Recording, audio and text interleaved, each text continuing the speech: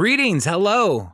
Welcome, internet friends, to another episode of Parks and Conversation. And we are talking about the classic NBC television program, Parks and Recreation. It's so good that we thought, you know what? Yeah, it's been off the air for many years, but we need to rewatch this. We need to dissect every single episode with the precision and detail of two people who have seen it a bunch of times.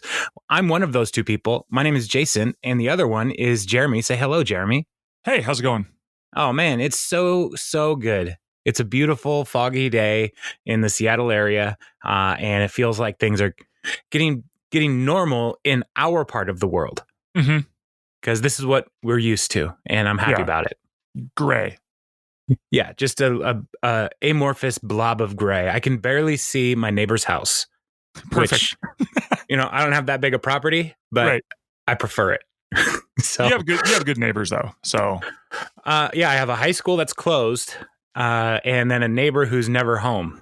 So it's pretty great. Perfect neighbors. Yeah, it's pretty great. So today we are going to be talking about season 2, episode 14.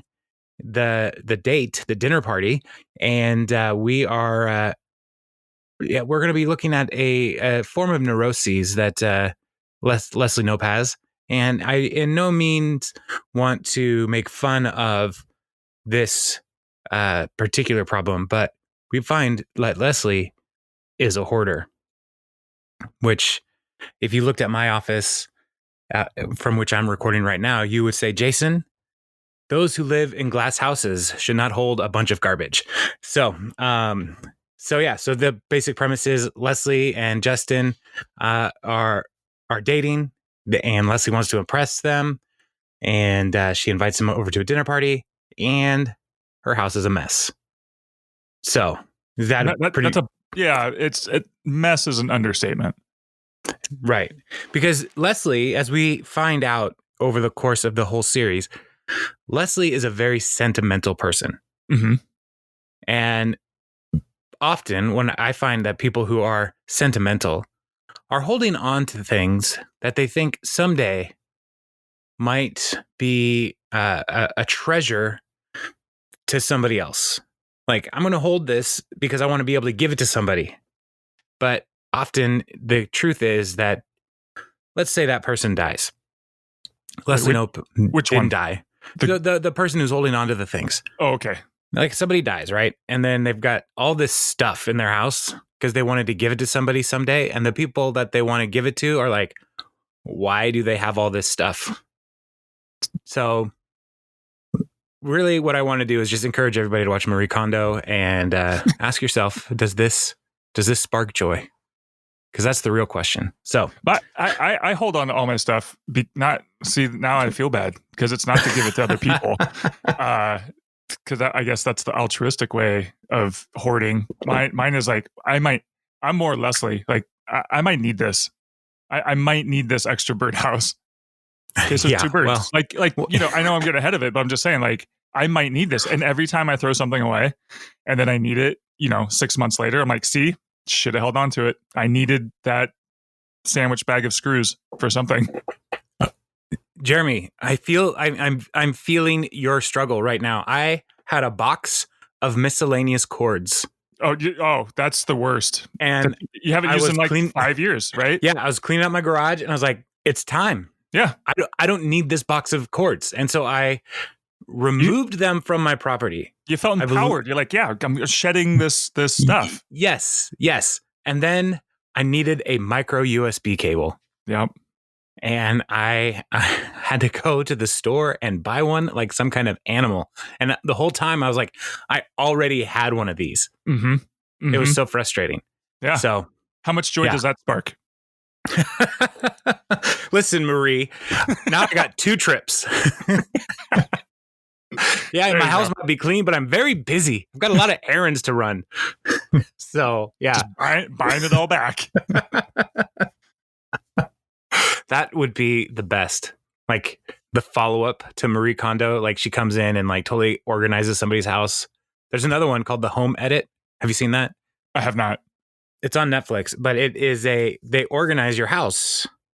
And a lot of their organization stuff is by color. So like the trend that people have to organize like bookshelves by color and all that stuff, like these people are the influencers of that. And it drives me absolutely crazy. I don't like that. No. Because I like color. Like organizing your clothes by color, sure, that makes great sense. I'll never do it, but it sounds like it's a good idea. But like organizing books by color is like, there are books in the very same series that are going to be on different places in your bookshelf because their spines are a different color. That already causes me anxiety. And I'm not, I don't use that lightly. Like to split up a series is just very, makes my skin crawl. Everybody knows that you need to organize your book by height. Exactly. Sideways. You lay them down flat. Yeah, duh. So okay, we got a lot to get through. I could talk about organization forever because I don't do it, but I know a lot about it. I've read a lot of books about it. I have a book called Getting Things Done by David Allen. Yeah. And it's really great. I love that book. I carried it around in my bag for 6 months. Because I read it and I was like, oh, this is going to be a lot of work. And then I just got the audiobook instead. Right. So, yeah. I was having a hard time. Like I wanted to like read more books. And one of the things that takes me forever to read, because I just, it's not that I'm a bad reader. I just read really slow to absorb it. So I was like, I know what I'll do. My next book, speed reading book. Then I'll just learn how to speed read and then everything will be faster. I never finished it. Yes. Because it took too long.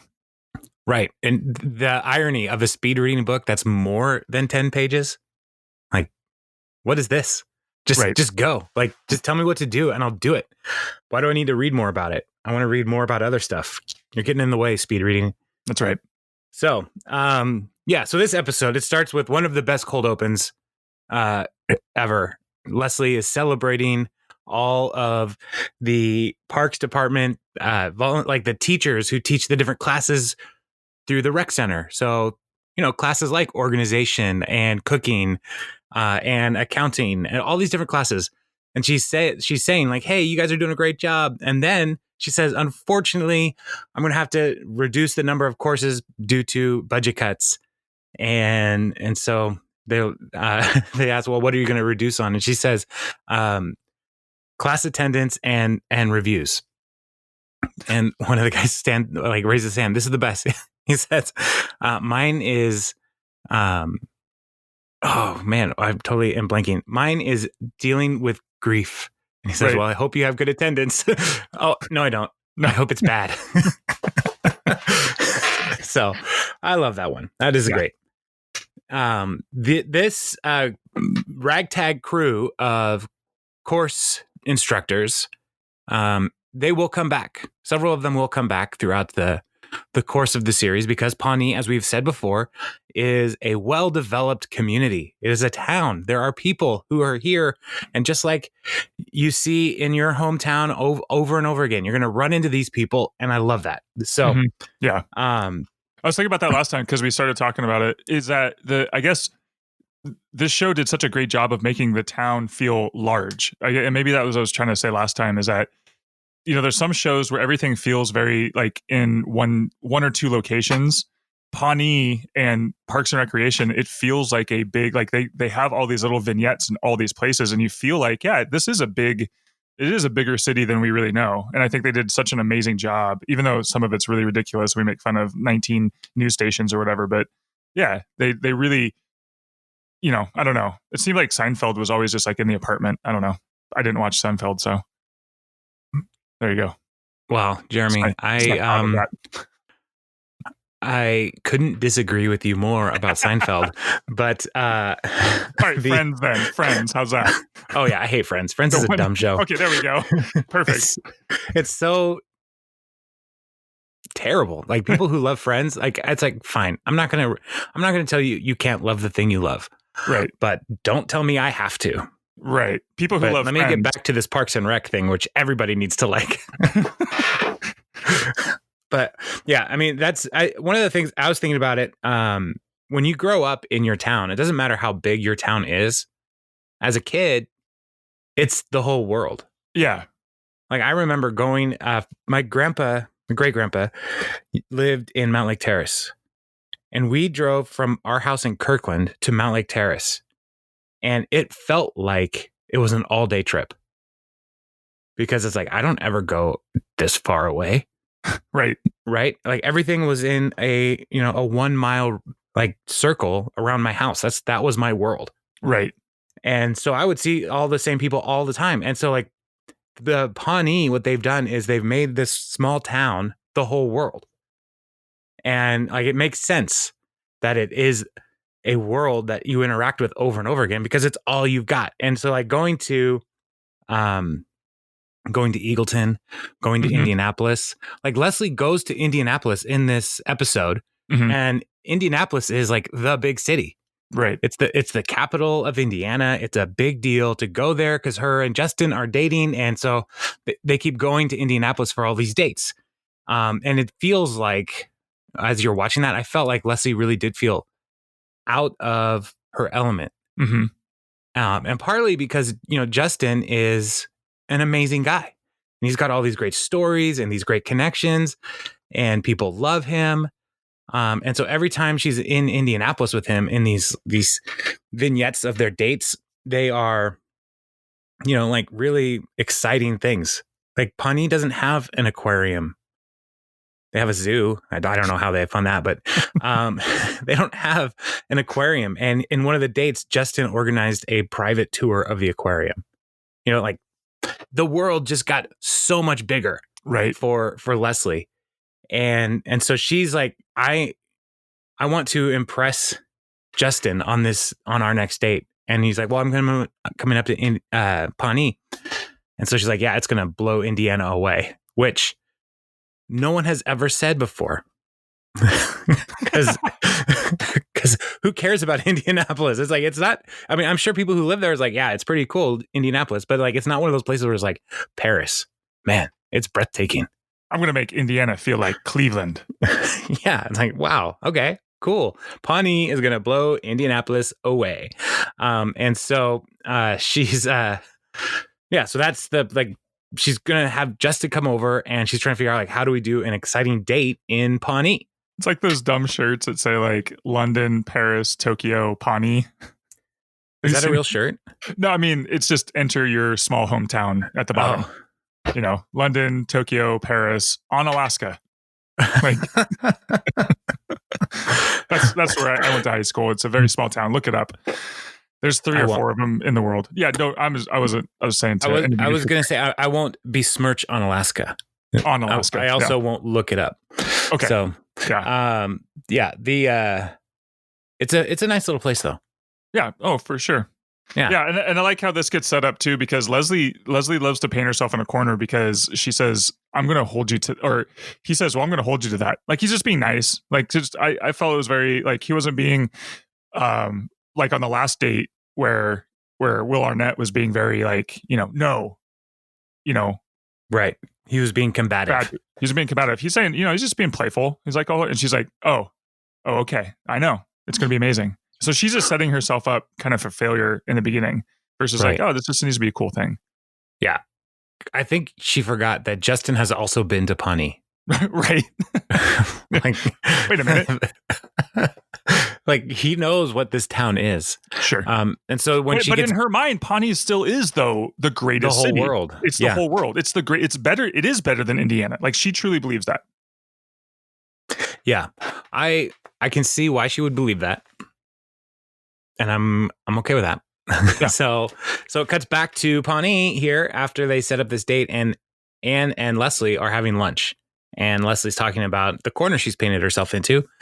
And so Anne is talking and saying, you should just have take him out to dinner and stuff. And then she's like, I got it. Great. This is great. I'm going to have a dinner party. This is perfect. And Anne's like, I didn't say any of this, but she's like, this is like a think tank. Our lunches. I took your idea and I made it better. So I was like, wow, she's not a very good friend. So Leslie's going to throw this dinner party and invite all of her friends over, and it's going to be a big deal. And I love that she goes and asks Ron to come. So she starts inviting Ron. When she asks Ron, he's like, how many courses are there going to be? It's like 3. And he's like, 4 and dessert. Oh, so 5. Great. Like he's negotiating a dinner party that he doesn't even want to go to try to get more courses. And then a line I've often said when people ask me to come to a party, if I were to bring a tray of deviled eggs, not for sharing, can you guarantee fridge space? and she says, okay. And later on, he'll show up. Hasn't said that, I don't know. I find deviled eggs make every party just a little bit more fun. I love deviled eggs. Yeah, deviled eggs are good. It's like a perfect little snack that I know I'm going to regret later. Like, I ate too many deviled eggs, but while I'm eating them, it's like I barely even have to chew these things. Yeah, they're egg so shooters. Yes, egg shooters. That's perfect. I'm going to start calling them that now. Okay, egg shooters. So I've never made deviled eggs. It seems like a lot of work. Mm-hmm. And that's why I love them so much, because they look like they took a lot of work. Yeah, they taste like somebody else's work, which is always more delicious. Yes, indeed. Agree. And then, so Ron's coming because there's deviled egg fridge space. Then she asks Tom, and Tom doesn't want to go. And but he finally relents and says, "Just don't invite any boring people." And this is where Jerry pops in and is like, "Hey, what's going on?" "Nothing. Get out of here." They kick him out. And then she goes to invite Andy to come and help at the party to work for $10 an hour, just setting the table, taking coats, that kind of stuff. And I love Andy in this scene because he's doing something that makes absolutely no sense, except that it's Andy. This joke is amazing. I love this joke. Tell me about it. Oh, no. Well, so you're talking about the seat? Yeah. Yeah. Okay. So Leslie comes over. Kyle's sitting. He's shining the seat, right? He's with his shoe polish. And doesn't Leslie say, "Isn't that going to leave?" Yeah, he's practicing. He's practicing shoe shining on the leather of the seat. On the leather of the seat that everybody sits in. Yeah. And doesn't Leslie say, "Isn't that going to leave stuff?" He's like, "Oh yeah," because he hasn't really thought it through. Right. And so as they're talking, Kyle shows up and sits down in the seat. Right. And so when Andy turns around, this is such a great joke. He's like, "Hey Kyle, before you sat down, did I notice that you had something on your butt on the back of your pants?" And Kyle kind of stands up, and at this point, Andy could say, "Oh, yep, there it is," and get out of it. But he says, "Nope, you're good." He had an out. He set it up perfectly. It was devious. He's like, "Yeah, I noticed this for you, man. You had it and could have gotten away with it." But he says, "Oh no, you're good." Kyle obviously is going to find it later and go, "Wait a minute, Andy," and he'll know. It's so good. Yeah, it's one of it's so great. Oh no, you're good. Oh no, you're good. And the look on his face is just like he's totally stuck. There's no way out of this. Because he did it. So it was all Andy's fault. And he had an out though. He had the perfect out. He didn't even see he had set himself up with an out. It's so great. Yes, and what I love about the character of Kyle is he never brings it up. Right. He went home and, I don't know if he's married. I don't know if he has kids, but he went home, changed out of those pants at some point, and saw that they were brown, thoroughly brown on the butt area. And he never said anything about that to anybody. Right. It's like, did Kyle think I did this to myself? I don't know. That creates a whole nother timeline of questions that I have about when Kyle discovered his pants were completely stained with shoe polish. Did he know it was shoe polish right away? Was he just trying to be a nice guy and was like, I don't want to take it out on Andy? Or did he think maybe he was driving home and he farted in his car and went a little too hard? I don't know. Yeah. But I'm curious. So. And that's the other thing about the show. I don't know. I just keep coming back to it. It's there are so many of these characters that I would love to see a spin-off show of Pawnee without just all of the side characters. Just what else does Kyle do? Right. You could make a What's whole his other life? show. Yeah. I mean, and not just of Kyle, but if you throw in, all of these other characters that we'll meet along the way, it still would be a funny show just based on the way it's created. So yeah. All right. So Indeed. Kyle sits down, and then I think this is where we get back to, we finally are introduced to Leslie's house. Well, there's something that is before that. Oh. It cuts away to Andy talking about how much he hates Justin. Oh, yes. And like he's like, well, yeah, Justin, do you play guitar? And then he's like, actually, he's a really good keyboard player. He's a sick keyboardist.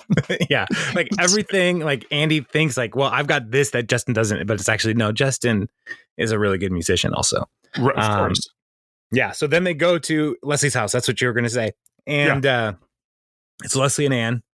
And what is the first reaction here that Anne has in Leslie's house? Well, even just the first line, which I thought was really funny that they wrote in there. I think it was super tongue in cheek when they're like, "Hey, welcome to my house that you've never been to before." And Anne's like, "Yeah, I know, it's crazy that I've never been here." Like the way they even acted it was like, "This is dumb," but okay, we'll roll with it. First of all, her house is awesome. It's a Craftsman, like I love that style of house. It's gorgeous. But then when you go inside, she has everything in boxes. And I think that this joke, just this visual, is hilarious because we already know that Leslie is super organized in every other area of her life. So it's like we think we're going to come into this immaculate house and there's just stuff everywhere. Just boxes and boxes of stuff. Right. Yeah. And I don't know how it happened.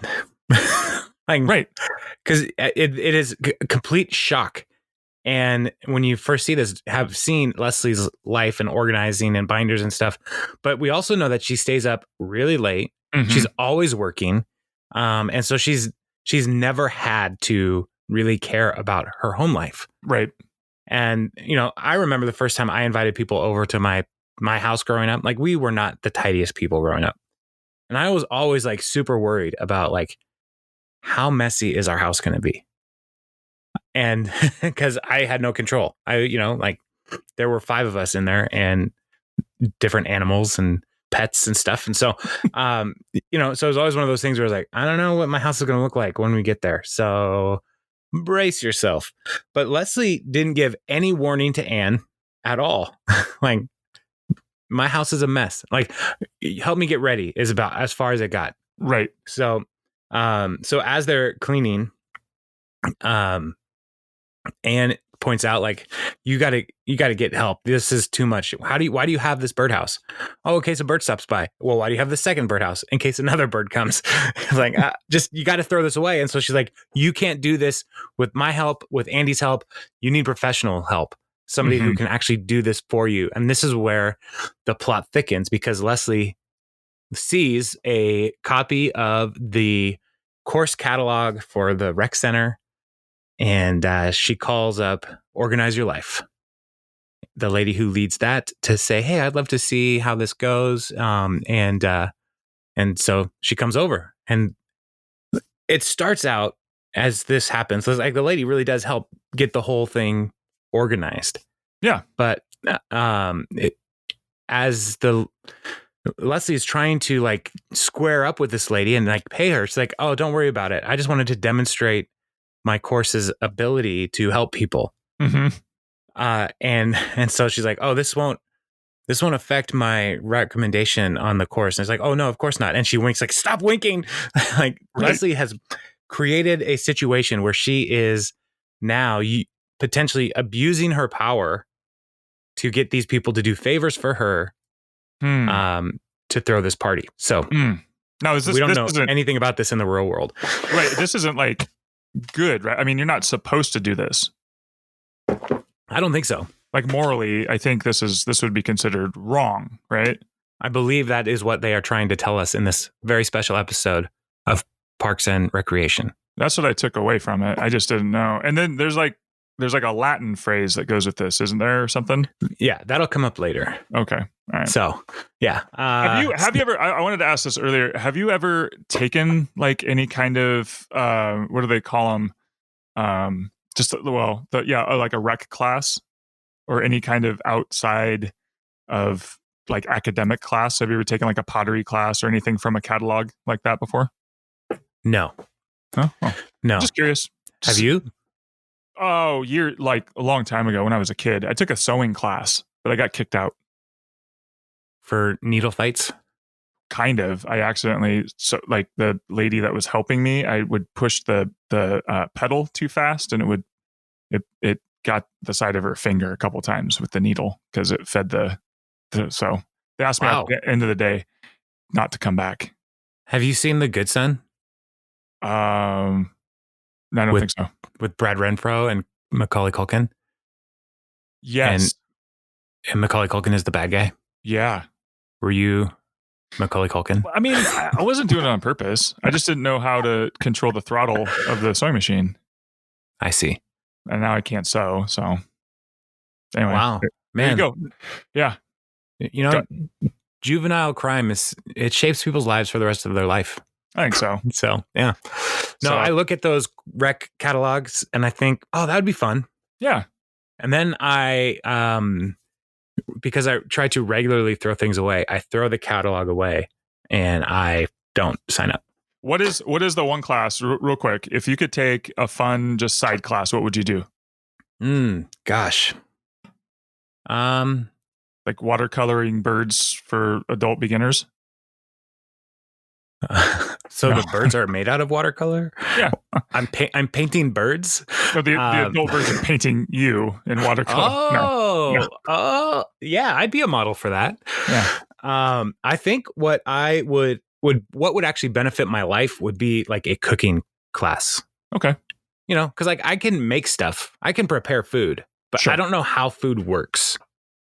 Like I don't know like I can't like freestyle and just I'm gonna make this thing.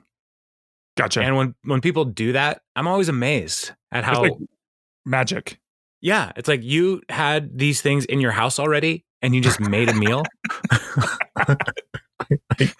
Like if it's not eggs and toast, like I don't know. What? What alchemy is this? Yeah, like how did you know that kind of oil went with that kind of meat? Like, yeah, what? Like if it's not Pam, I don't know how to cook with it. There's more spices than pepper. I don't know. I've just putting allspice on everything because I don't want to miss one. Right. Yeah. Okay, that's great. Yeah, I'm for it. All right. Now I know what gift certificate to get you. Yeah, thanks. Yeah, what would you take? Oh, that's a great question. I like that. That's a good one. Cooking. I've always wanted to take an actual pottery class, like a wheel throwing one. I don't have a joke for this. It's just, I like that kind of stuff. But yeah, I don't know. I'm trying to think, useful things for my life. But yeah, cooking would be a good one. I'm not going to lie. Actually, the organization one probably would help me. But with Marie Kondo and everything, it's kind of easy now. Yeah, I don't know. Yeah, the problem swimming, with maybe. Do you not know how to swim? Well, I just need to get up earlier and hang out with old people. I heard that's good for you. I don't know. Old people like to get up really early and like go into the water, I guess. I saw Cocoon once. I don't know. I think that's a thing. No, I don't even know how to respond to old people like to get up early and go in the water. Like that is a weird sentence. It's a weird thing to say out loud. Yeah. So where are we? So which brings it back because she says learning to cook is important. Because she's like, the lady is like, because this course helps people because learning to cook is important. And Leslie goes, "Is it?" It's like, yeah, it is because you can't do it. You plan this whole thing out. Oh, sorry, I skipped it because Anne goes, "Oh shoot, I really skipped over the stuff." So sorry. Go back to Tom and his exfoliation. Yeah, Tom is with April and he's trying to impress Justin, and so he's like, "Shake my hand," and he's like, "It feels like I'm shaking raw chicken." It's like, I over exfoliated. I'm gonna have to refoliate. Yeah, so Tom is really, really, really trying to impress Justin because Justin wears the heck out of a suit and he's got his life together, and it's like everything that Tom wants, Justin is. Right? And so Justin is successful. He's got interesting stories. From the big city. And Tom wants that life. And he doesn't have it because he is a bureaucrat in the parks department of a small town. So, organizing lady comes and wants to demonstrate course values. She's not going to use this power to influence her decision. And the person's like, yeah, okay, fine, no problem. Andy's helping to host, and he comes in and is like, I will not spit in anyone's food unless they ask me to. And April's like, thank you. Or Leslie's like, thank you. So, when she asks, like, what are they going to eat? Leslie's like, then she calls up the cooking lady who runs Sue Salads, which is a thing that'll happen later, but it's the same lady. Yeah. And this is where she says, cooking is important for people's life. And Leslie says, is it? So, well, you're finding that out now. Yeah. And it's just so funny when we think about all the things that are problematic about Pawnee over time. Like, Leslie is not apart from the challenges of Pawnee, like they don't eat well, like all these kinds of things that will come up. Like in the future episodes, they're going to talk about their different town slogans. And one was first in friendship, second in obesity. like this is like why, like for Pawnee, like, cooking is important. Eating salad is important. But the people of Pawnee are like, no, that's dumb. No. So the lady's coming to help cook. Everything's happening. Andy's helping host. And Mark comes in and he's like, whoa, it's way cleaner than last time I was here. And Anne's like, when were you here last? And then it's like this awkward moment because Mark and Leslie hooked up 5 years ago. And Andy then just comes out and is like, oh, I know, sex. So that's fun. And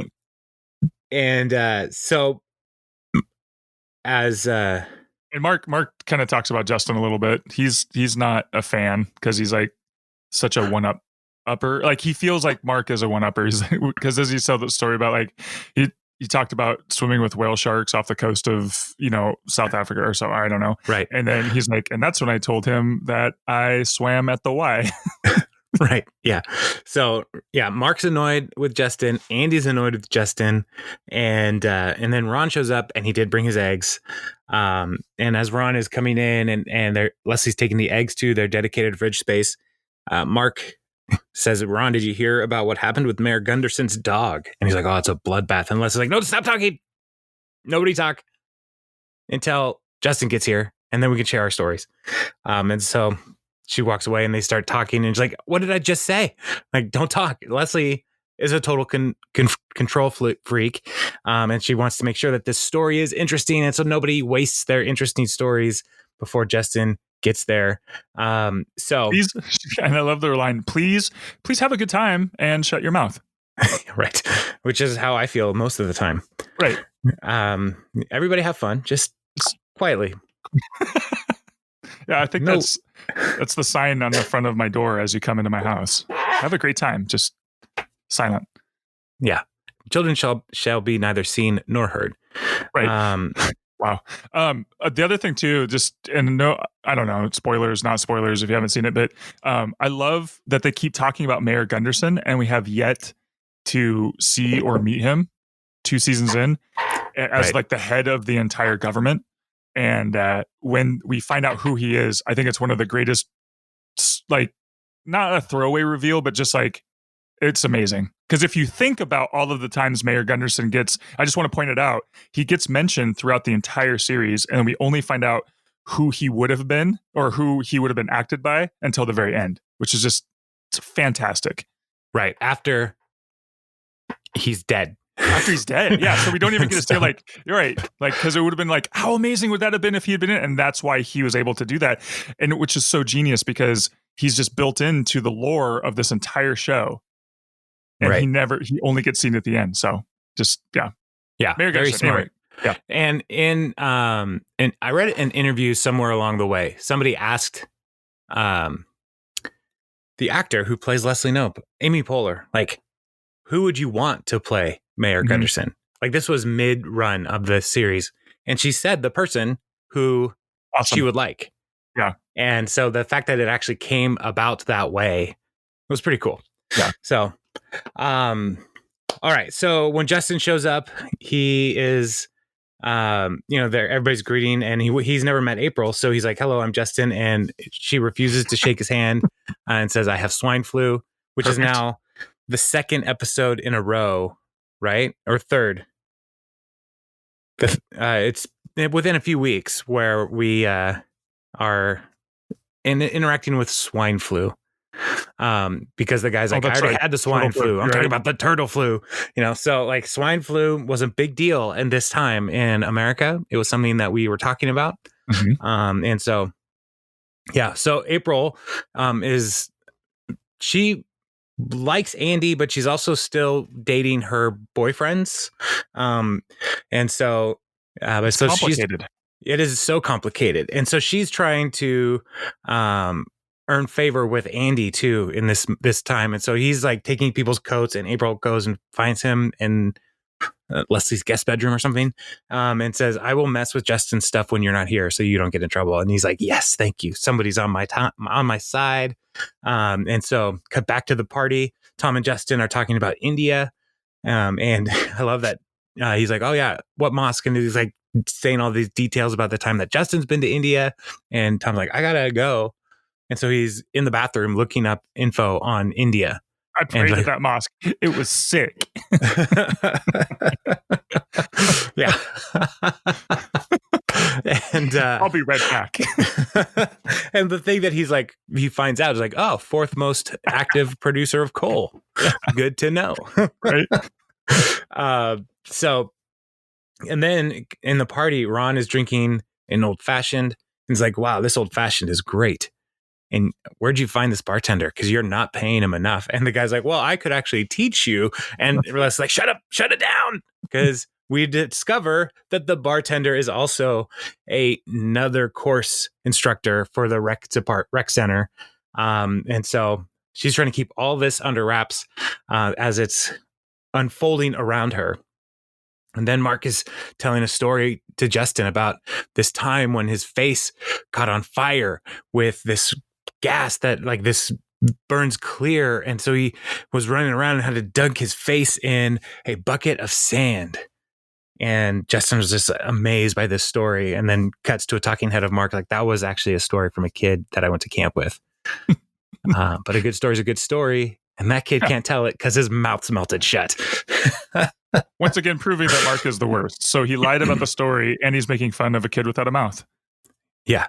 Yeah. Mark, again, he's terrible. He doesn't even have any good stories of his own to make up. This is when we see Leslie also invited Wendy to this party, and Tom is pissed because he knows that Ron is interested in Wendy. And so he's very mad at Leslie. He's going to wrap her up in his mustache and take her away. Right. And as Tom is leaving the room, Leslie's like, he'll get over it. And you can hear him like, no, I won't. So they sit down to eat. And Ron is looking at the table and he sees a spicy pepper. He's like, is this hot? And the lady's like, oh yeah, I wouldn't eat that. He's like, well, I'm going to try it. And he eats it. He's like, ooh, yeah, that's spicy. To which Tom, trying to outrun Ron, says, well, that's one of the small ones. And then he takes one. He's like, this is how you eat it. Puts it in his mouth. He's like, Ron, the whole time's like, I wouldn't do that, son. And as soon as Tom puts it in his mouth, he's like, oh. And he gets up and leaves. And Wendy's like, yeah, Tom has a very frail tummy. Colon. I wrote down colon. Yeah. And so Tom goes and hides, and he's just, when you see him later, he's just like sucking on the blanket because his tongue is burning so hard. And so then at the table, Justin yawns. And so this is assigned to Leslie that this party is boring and she needs to kick it up a notch. So she then says, is trying to introduce people around the table and says, Derek and Ben are gay, but sometimes April has relations with Derek. April, tell us more about it. And it was like, there's not much else to say. Pretty much it. So, So the party's boring in Leslie's eyes. Justin's yawning. So then she calls another teacher. But now she's like, it's not out of desperation. I mean, it was desperation before, but now she's like, you know what? I already opened this up. Let's just keep going. And now she's pulling out all the stops. She has seen how easy it is to compromise her integrity. Right. So many things to say. So Justin is telling a story about the spiciest thing he's ever had in his mouth. And then he's interrupted by a belly dancer. What? Yeah. Justin keeps yawning. And so then next cut to a caricature artist. This montage is great. Yeah. And so killer party at the Nope House. I mean, she's like saying like, yeah, everybody just keeps showing up because, you know, you hear a great party at the Nope House. So she's trying to play it off. But things are just getting more and more exciting because more and more cool teachers are coming over. And Andy is so sick of it because everybody's so enthralled with Justin, and he's talking to Derek and Ben and April, and he's like, isn't Justin the worst? And Derek and Ben are like, no, he's awesome. And April's like, Andy's like, well, April, don't you think he's the worst? Like, no, he's pretty cool. And so then Andy is like mad. And so he takes away April's cup of alcohol because she's underage and she's mad. And then he says, I could lose my license. Right. Well, I think he probably did have a liquor license, like a license to serve. Because like in his world, it wouldn't have been unusual to like maybe had to pull down a shift at a bar or something, right? So he might have been licensed for something. Yeah, I'm giving him the benefit of the doubt. Man, knowing Andy, that's a stretch. I mean, the guy lived in a pit for a while with a suit. Yeah, just a few weeks ago. Yeah, so him actually going through a licensing process, I don't know. So party's going off the rails, and then the real life of the party shows up. Barney. I was like, wait a minute. And then, there's more. I didn't know. Yeah, there's one more rec center teacher who comes into play here, and he knocks on the door, and he's like, I heard that you are evaluating courses, and I demand an evaluation. Which is such a great joke, because it's like now it's gone so far that she doesn't even have to call them to come anymore. People have just heard. Like, that's how big this got. Right. The rec center teachers are talking to each other outside of the party. It's great. Yeah. Which is like, you know, the classic trope of like kids throwing a party with their friends, and their friends invite friends, and friends invite friends. And so like it becomes this big, huge thing that the kid then has to deal with when the parents come home. Mm-hmm. This is the actual opposite of a exciting party, because it's people who are trying to teach you stuff. It's like I would love that. I think that would be amazing. Like, it would be interesting. It would be interesting. But it's just the opposite. Like this is what adult parties look like, kids. Like, this is it. Like, oh, did you want to learn origami and accounting software? Like, yeah. Yeah. And Barney is a character that will come back again and again. And Barney loves puns, as we will find in the future. And here right away, as he's demonstrating his accounting course, he's like, when it comes to accounting software, there's no accounting for taste. And the only person who laughs is Andy. Which is funny, because that joke, I was thinking about, like, it doesn't even make sense. Like, what is taste in accounting software? Like, what does that even mean? Is there bad accounting software? Like, how do you have bad taste in accounting software? It's a pun just to be able to use accounting again. Right. Yeah. So Andy's the only one who's laughing, because it's like, oh, I see, he used it twice. Yeah. So as soon as, you know, Ron figures out like, oh, this is not what I want to be, he says, I'm heading home so as not to be here any longer. Yeah. And other people are like, yeah, we're going to take off. And then Barney's like, no, I demand an evaluation. And so now the whole thing has become uncovered, and Leslie is in big trouble. Also, Justin fell asleep. Oh. So she couldn't even save the party with this awesome accounting demonstration. So, no good. So, cuts to next day. Like, my daughter's birthday is coming up, and I was thinking, you know, clowns, ponies, accounting demonstration. I think all the 10-year-olds would love that. Well, if you count the clowns and ponies, somebody needs to be able to do that. That's where the accounting comes from. So you Love can it. have fun and learn things at the same time. Problem solver. Yeah. And I wouldn't do any of those things. Okay. So because all of them are terrifying in their own way. So next day in the office, there's a disciplinary committee to see if Leslie has abused her power. And the first witness is Tom. And I love Tom here. He says, I would like to say that Leslie would never do something like this, but I can't because she loves using people. So, because Tom is pissed. And so about his whole interaction with Leslie. So Leslie apologizes to Tom on the record. And then we have Ron come in and his talking head. What? The apologies. The apologies were great. She's like, I put a new romance in front of an old friendship. I put a beautiful man in front of a beautiful man-child. I put a white stallion in front of a little, and Tom's like, oh, you're ruining it. And then she goes, I put a white stallion in front of a little brown pony. He's like, that's totally uncalled for.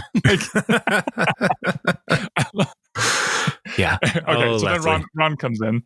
Yeah. His talking head before is like, when it comes to being a government witness, the only kind of witness I want to be is a hostile witness. So I'm going to answer every question with a question. And so he does that. And the best one is, have you ever seen Leslie use a quid pro quo? And Ron's response is, oh, do you know Latin? That's the only one I wrote down too. That was, oh, do you know? And then he's like, right after that, the guy's like, thank you, Ron. That'll be enough. Like, it worked. Oh, are we done here? Are we done? Yeah. So he's the hostile witness and he's doing a great job. April then cuts to Andy at the shoe shine and Andy feels betrayed. And April is like, I need you to know that Justin, I didn't talk to Justin because he was too busy taking gum out of his pockets. And she drops a whole bunch of gum wrappers. And so Andy is like, oh, April is on my side, unbetrayed. And every time I typed in unbetrayed in my notes, autocorrect told me that's not a word. And it took 4 tries. So I may have missed some things in the next little bit as the show kept going. So it's very annoying. So then Leslie has Justin in to ask her questions of Justin to see, and the people are saying, do you think Leslie was abusing her power? And Justin's like, no, I don't think so. I think it was just a great party at my friend's house. And she's like, a great party? Well, it was an awesome party. So Leslie wants to make sure that this is on the record. And the guy's like, yeah, all of this has been on the record the whole time. So, so she's pretty stoked because it seemed like Justin was bored. He was just tired because he was working so hard on a case and all this stuff. And so they worked that part out of their conversation and their relationship. And then he's like, well, will I see you later? And he's going to leave and goes in to kiss her. And he's like, I'm in an official hearing right now. So she's all business. Sure. That's why she used a hearing to get her boyfriend to admit that he had a great time. All business. Right. So she's talking to Anne as she's waiting for the disciplinary board decision, and they come in and like, we've decided not to take any further action. It helps that you brought this to our attention yourself. And Anne's just like, why did you turn yourself in? It's like, are you kidding? It's every girl's dream to ask how her date went under threat of perjury. Oh my God. Leslie's different in a lot of ways. And she also donated to the rec center to make sure all the classes could continue. Like, she made it right. It was a bad situation, but she made it right. And she knows that she threw a great party. Sure. A party of corruption. But I do like, I mean, and not to get sentimental with it, but I do love that when she made it right, like, it solved the whole thing, and it wasn't beyond the scope of, I mean, it's $1,000. That's why they told us in the beginning the budget shortfall was $1,000. So by her paying for it out of her pocket, which is a really nice thing to do, it solved the whole thing. She's not in trouble. Like, There's a good. I just thought for as crazy as bad as it got, that was a really nice way to solve it without being like, oh, we're just forgetting about the fact that Leslie abused her power. So she did end up paying for it. So I just appreciate that the writers didn't just sweep it under the rug at the end just to get out of it, you know. And it showed that Leslie does want to do the right thing. She just gets caught up in the moment, which we'll see over and over and over. But then she's willing to actually make it right. And I think, yeah, that is super cool about her character, and that the writers are trying to, you know, make these people multidimensional. Like Leslie has flaws. She lives in a totally messy house, so she doesn't have it all figured out. Yeah. And I think one of the fun things about any comedy is when things go wrong, how do your people respond? Right. Like that is like the premise for most situational comedies, which is a sitcom. You're in a situation. How do you get out of it? That was because it always had like couches, like right in the middle of the set. Well, maybe that's how it started. And then they're like, you know, guys, we have to do more than just sit down in these shows. And they're like, okay, what if? That's where stand-up comedy comes from. Exactly. Okay. Exactly. So, so I love that. It's like you've made a problem for yourself, solve it. Right. And Leslie, more often than not, finds a way to solve it. Contrast that with Michael Scott, who throughout The Office rarely ever actually solves the problems himself. True. Right. You know, like he finds himself in all kinds of problems that get solved around him. In spite of him. Right? Yeah, in spite of him. And so like we were just watching an episode, Healthcare, and you know, where you know, he promises everybody that he's going to have this big surprise at the end of the day as Dwight is cutting everybody's health insurance, and like he has nothing.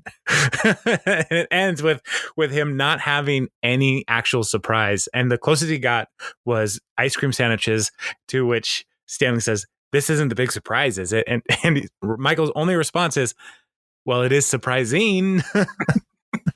It's like over and over on the internet, I see that Scott's Tots is one of the most uncomfortable episodes. Over and over, I see this. And I think it's because of that same exact thing. Like he had, at the end of that episode, which, you know, years down when we talk about it, he has no solution. There is no solution. Right. And so there's just nothing but disappointment, and how he makes it worse. You know what I'm talking about? Where he does the scholarships for the, And so I just like how, as they, especially in Parks and Rec, as they solve the problems, the way they solve them, and that they're satisfying endings, not just total ridiculous, like, just crazy endings, or like sometimes in The Office where they just kind of like, well, that was sad, you know, like Scott's Tots. No one's going to college. Well, that kid's going to go to college, and Michael will pay for his books. Sure. But first, he bought everybody batteries for their laptops that they don't have. So, yeah. So this episode is fun. It's a good episode. Yeah. You get to know a little bit more about Leslie. You get to know a little bit more about Pawnee. You see her tendency to overdo everything, and how that gets out of control. And, you know, all in all, a fun episode. It's very Leslie focused. Yeah, that's true. And, you know, not every episode is just about Leslie. Like Donna didn't show up. She wasn't invited to the party. She would have been she wasn't at the party, was she? No, Donna wasn't in this episode at all. And Jerry only had one line. Yeah. Donna would have been, I wouldn't invite Donna to a dinner party. She'd be like between her and Tom. And that was one thing I was going to say too, with Tom eating the pepper. Leslie freaks out that the party, like Justin's falling asleep. And she's like, Tom, I need you like spice, you know, like make it more lively, because he's really good at that, as we saw in the Halloween episode. And he's out of commission. So they wrote him out of making the party interesting. Plus he was upset about Wendy. So that makes sense. And then also, just to wrap up, Justin, the cold ending, I never know what to call it. Justin tells Tom that he should ask Wendy out. And he's like, did Leslie tell you that? He's like, no, man, I just saw it. So I think that sets up for the next episode, or an episode or two in the future. Yeah, there's some great stuff coming with Tom and Wendy's relational dynamics. But what's interesting with that credit is like the credit scene is usually like one last zinger. Yeah. Right. Yeah. And this one, like, it wasn't funny. It was actually like a heartfelt moment. Like, you should just ask out Wendy for real this time. And it's like, wow, I was expecting some laughing here, but there was none. So yeah, I was trying to think a different take. 2 or 3 episodes ago, they kind of did that same thing. It was a little bit more, it wasn't as funny. Yeah. Anyway. Yeah. So cool. Did you have anything else? Like, was there any fun trivia or anything? I didn't even look for any trivia on this episode. So, okay. Cool. Do you know what's up next? It's Galentine's Day. So, all right. It's going to be a good one. Fantastic. This one, Galentine's Day is actually pretty fun. And we learn more about the way and the why of Justin. And Ron will give us some wisdom that we can take to our own lives. So, it's a good one. I'm excited for it. Can't wait. All right. Well, I think this may be the longest recording that we've ever done. We're at 55 minutes and change. So we should probably be done. So that our families know that we're still alive. Okay. So, all right. I'll talk to you later. Bye. Bye.